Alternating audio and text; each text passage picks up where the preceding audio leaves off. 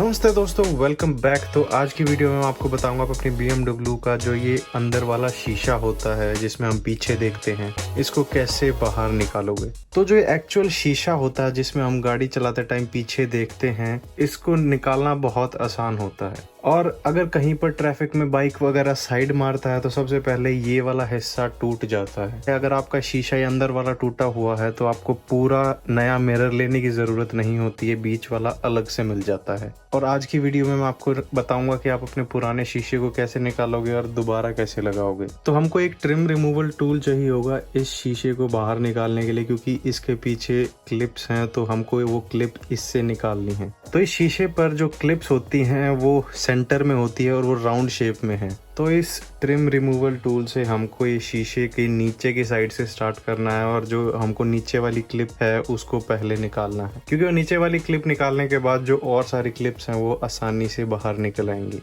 और क्लिप निकालते टाइम आप शीशे को ऐसे पकड़ के रखोगे तो ये हिलेगा नहीं।